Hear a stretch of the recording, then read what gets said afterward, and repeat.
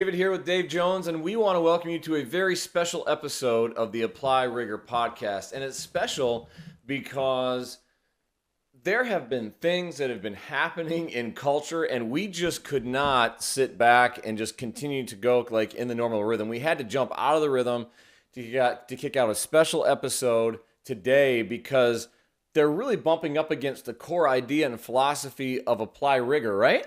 Yeah, so today we want to welcome Serena Williams to our podcast. Hi, Serena.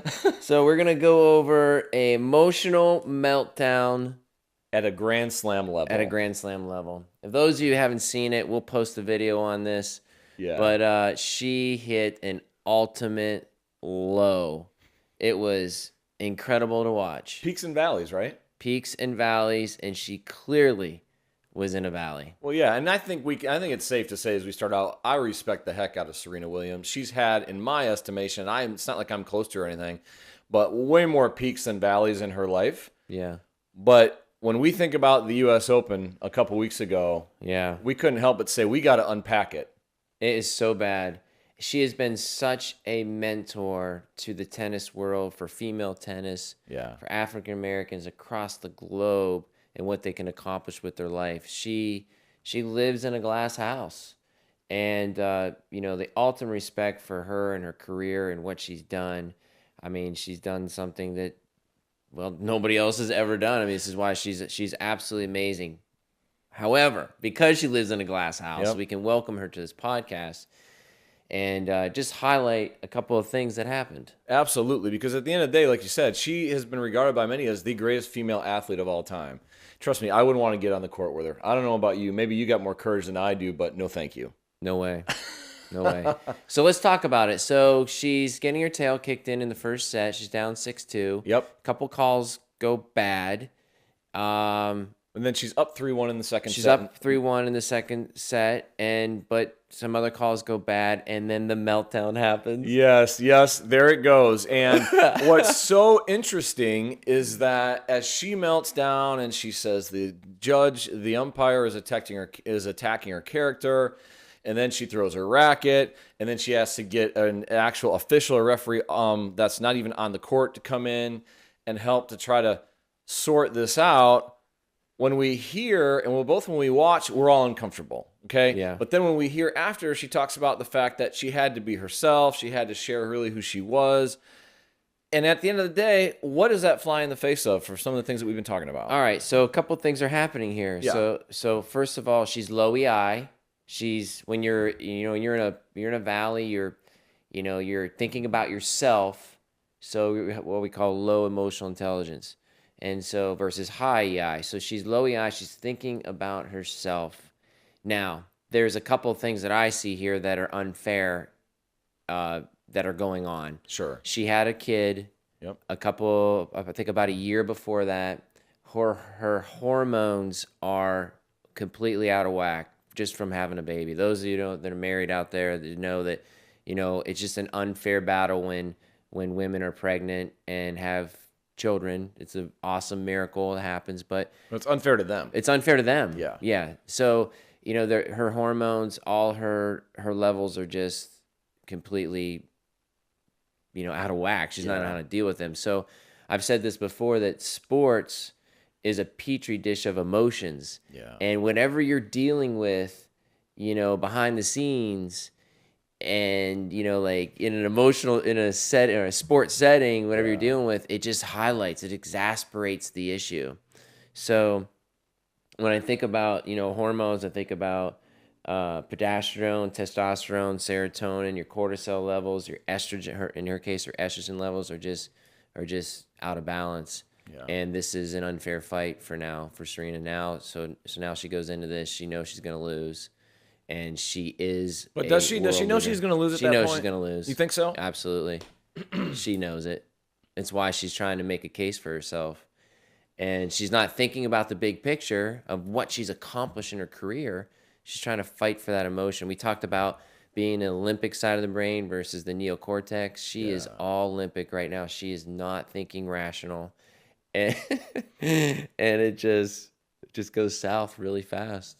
Well, yeah, and as we think about it, there's a few things in play, right? We've talked multiple times, and you've heard us talk about this, about your MEPS, about your mental, emotional, physical, and Mm-hmm. spiritual levels. And when either one or a combination get really low, you end up finding yourself in a valley. And so we know at this point, not only from her life experience is she a little bit out of whack, we know that through the U.S. Open, this is the last of the 4 Grand Slams, and the press is in her grill every single Grand Slam trying to figure out, are you going to make it back? Are you going to be okay? Are you really better from having a baby? Yeah. And so she's carrying all of that weight already. So, if we were to start to peg, where is she on that, apply rigor matrix, right? So physically, she's low because of everything she's doing. Mentally, emotionally, the mental and emotional piece, I think you start to see both of those sag at different levels through this meltdown. Yeah. Right? Where at first you're going, okay, that's kind of emotional. But then as the emotions really start to get out of whack and out of control, then you watch her mental start to go down as well. Yeah. Now, you and I don't know where she stands spiritually. Right. Ultimately, Right. I'm not her friend. I'm not in her life. I don't know any of that. But at least in those 3 points, we're going downhill fast. If you watch the video, I think it's somewhere around the second set that the camera actually does a close up of her. It's kind of like a side view, and you can see her just so frustrated, and you can see her she's just thinking about a million things and how to calm herself and how to get through. And I was watching it with my son. I'm like, she is gone. She is mentally not in the match right now. She is not focused. Her emotions, she's become a slave to her emotions. Yeah. Like she's behind right now. She's not on top of trying to, get through this. She's just not here mentally. So at that point I said, it's over. Okay, so let's pretend, because we can't do this in tennis. Yeah. But let's pretend that you can call a timeout. You can take a walk off the court or something, and let's say that you are her sports psychologist. So her coach is right there who gave her a thumbs up, and the referee thinks they're cheating, and that's all. By the way, to me, that's bunk, but, there's no way that's cheating. But anyway, so they walk off the court. You're with both of them in whatever holding space is, whether it's some sort of a locker room or whatever, where you're there. What do you say, sports psychologist friend? What are you going to do to get her there? Because again, I look back into, I think, the lens of life, and a lot of our listeners are, because they're never going to be on the stage in the U.S. Open. Right. But where they are going to be on the stage is at the point where they get low in those factors. What do you do? What happens when you're feeling all this? All right, so let me just back up. How do you coach? It's a great question, because this is really, really difficult territory to navigate, because what's happening is this is Serena Williams. Well, right.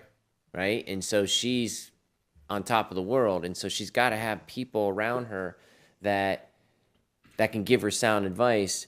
And honestly, once it hits that limbic side of the brain and everything is swirling around the drain, and she's it's really not the time to talk to her. Really? Yeah. Really? Yeah, she can't think rationally. Okay. So what has to happen, and again, this is really, really hard. I work with some top end athletes, and not someone like Serena Williams I don't work with, but this has to happen weeks before, months before. She needs to be prepped of what could potentially go south. Okay. Right? Like to understand that, okay, if this happens, what is really going on? To understand that she just had a baby, and that her hormones are not, at the normal levels. Yeah, but don't you think she knows that already, though? She may know that, but you have to be really aware of it. Like, are you talking about you need to literally unpack that in your thought process if you're an athlete, in this example, before every match, to say, I know I'm carrying this.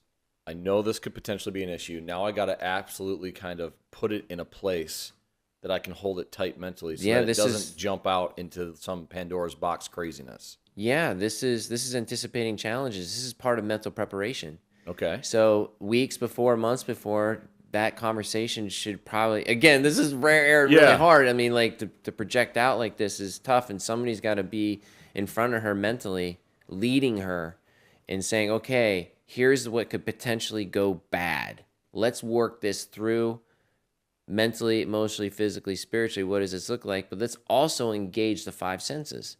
Let's put you, this is months before. Okay. Okay. or a week before, let's put you in a situation where you're down 6-2. What does that look like? What does that smell like? What do you see? What do you feel? Let's walk you through that. So if it does happen, what are you going to do? Okay. So you have to be aware that could be a potential result. Yeah, but hold on a second, because there's something we haven't talked about yet in the midst of this, and I think this is true, whether you're Serena Williams or we'll just call it a high performer. Okay. Okay, if you're a high performer. I like that, yeah. Okay. There is something called an ego that gets into that says, no, you're crazy. That's not going to happen. That's not me. I don't need to do that. I mean, how do you cross that bridge to say, no, mental preparation is real.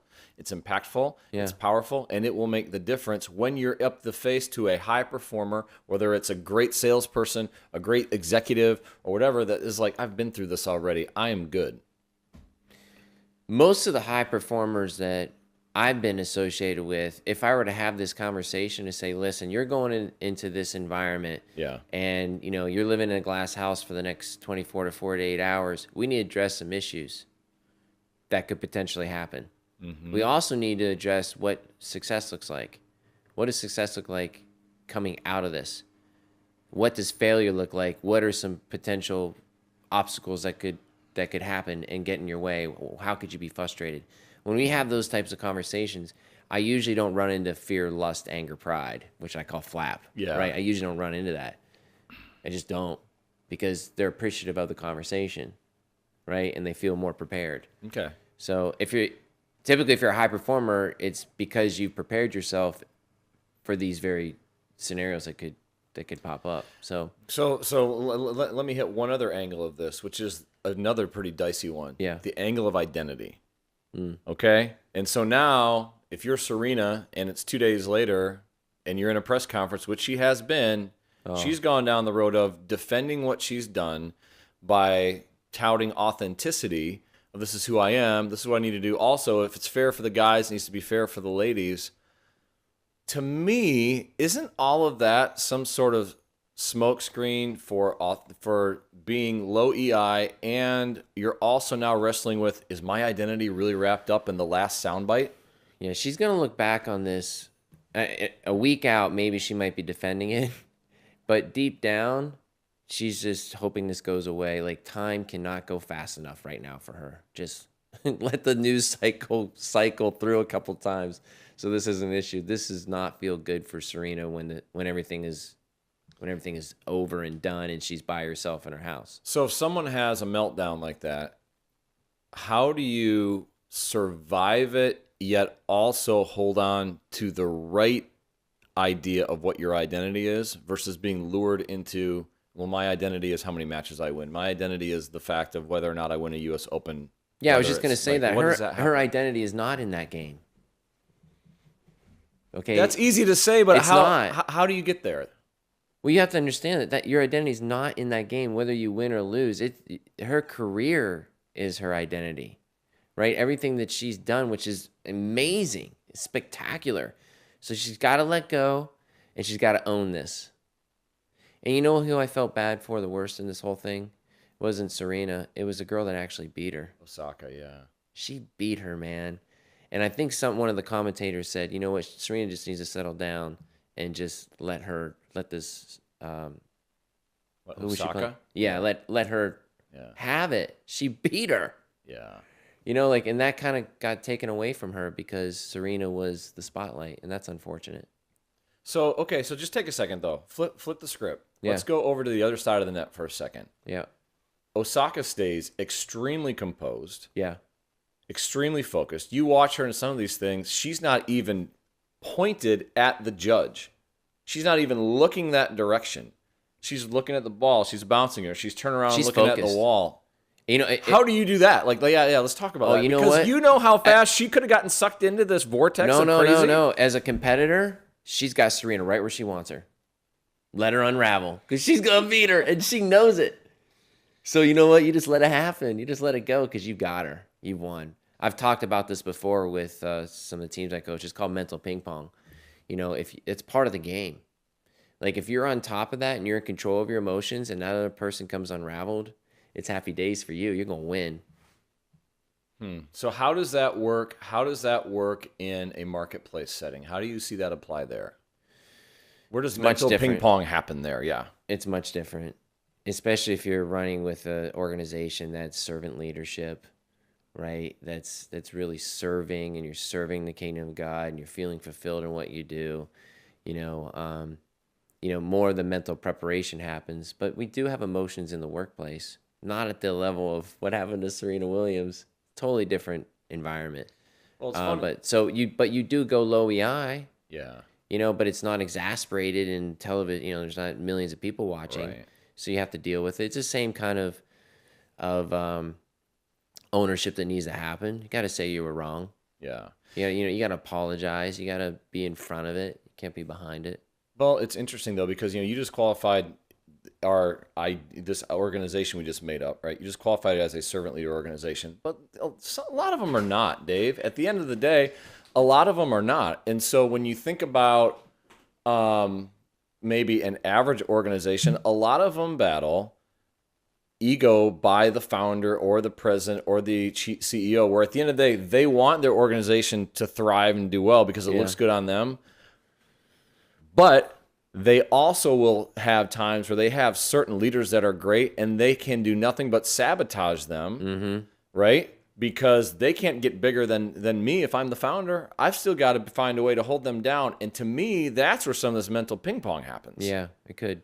Where, the founder wants to win, but he still wants to be the man. Or she still wants to be the woman. She wants to be in charge. She wants to be the one that's looked at as the great, great person. Yeah. Yet at the end of the day, there's someone else that's rising up. That's all super dysfunction. That's not a servant leader environment. No. But I think for our listeners, a lot of them work in those places. Yeah. So now you're trying to figure out, how does this work? Where it is this ping pong and it feels like a chess match. You feel like a pawn. You're trying to figure out, well, what's the target? Why does it keep moving? Why is this getting so difficult? And I think everything we're talking about, there is an emotional intelligence that has to go into where you're watching what's happening and you are able to not be a slave to your emotions. Instead, you're walking forward and you're leading with them regardless of what anybody else does to you. And that's what I love about Osaka, is she stays focused through the whole thing. She says, I will not, you can see it on her face. Yeah. I will not get sucked into this vortex. Yeah, she's in a great place to be. She is in a great mental place right now when that's all going down. In the workplace, it's so different, and if you are that high EI person, you can do you could do some really fantastic things with the organization, but you can also be very manipulative and destructive. So you got to be really careful what you're doing there. So and that's a case by case situation with all the different emotions that are out there. So it's kind of hard to talk to it. Yeah. Well, let's hit the last kind of chapter of the story, which I don't think has even been written yet. Let's bring you back into the circle. Yeah. Serena and her coach. Okay. The next tournament, and again, you have smaller tournaments, but really the next big deal is ultimately going to be the Australian Open. And that's like January, February. It's the beginning of the year. What are you doing between now and then? Because the moment those shoes hit that court, the whole replay is going to start again. They're going to remember the last time. Like, what do you do? Because I think for some of our people, again, you're hoping that meltdown or that thing you went through does not stick to you forever. And you talked about a second ago, you want to go away as much as you want, but at times it's going to come back. Well, so we're back again to the same place how do you move forward? So how you move forward is somebody has to coach her of all the different scenarios that could happen again. And she's got to be mentally prepared.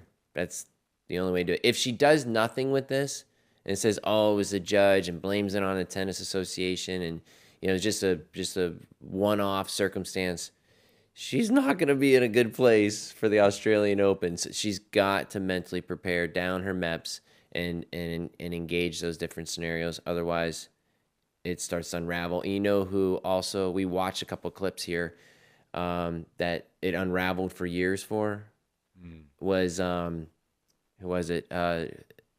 The male tennis player. Oh, are you thinking about John McEnroe? John McEnroe. Yeah. Here's a guy that just never learned and never had any. If you were to ask him, guaranteed, if he had a sports psychologist or somebody who's prepping him mentally, he didn't have one. Sure. It just became this thing with him. Yep. And that's his brand. Yeah. And so that's, I have a feeling it's not going to happen to Serena Williams. I think she's going to rebound, but she's going to have somebody in her court that's going to help her walk through that mentally. See, but I think the temptation is, and I think we do this a lot of times when we get into a dicey situation that's uncomfortable, is, the first person, her friends or her family that care about her, and that's fine. They're going to view her through that lens of love, but are going to say, just forget about it.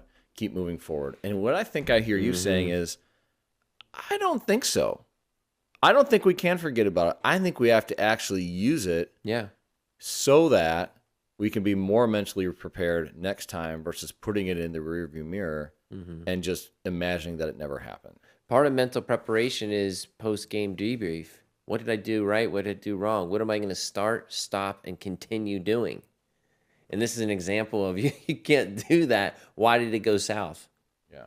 Is it because of the hormone levels? Is it because you weren't prepared? Is it because, there's all kinds of different scenarios. I think that she just had a lot of things that were going against her. Okay, so after you do that, after you do that debrief, though, at that point, then do you put it in the rearview mirror and you don't really deal with it again? Do you let it go? Well, no. Or do you ever use it again? It's the same thing as shooting a hockey puck or kicking a ball or hitting a bait. Like, it's part of the learning process. Okay. You don't forget about it. You learn from it. Well, and I think that's our temptation, isn't it? That we would rather just forget about it, move forward, pretend it never happened. Yeah. So, wow, this was a pretty fun conversation. I don't know that it is a completely popular stance. Yeah. I think that we're talking about, but I think it's real, and I think it's Very right. real. And, for those of you that are listening, at the end of the day, if you can suck out some of the emotions, like if you're watching it live and it really set you off, or if you watch the replay and then it set you off, let's try to suck some of the emotion out and really dig into some of the core things. And I think what you're going to find is that there are places, I know for me, I learned from it that I can get better. I'm sure you did too. And everyone, whether you're in your car, you're at home, you're in your office, I would be pretty sure that there are some points in here that you found where you can get better too. So, hey, thanks for joining us on this special episode. It was really cool. And every time, we find some things in culture that are going to compel us to stop and say, hey, we got to talk about this, we'll bring it to you. But hey, thanks for being with us. Please subscribe to our podcast, like it, leave a review. But thanks for joining us today. And again, as always, we want to encourage you, go apply some rigor. Yeah.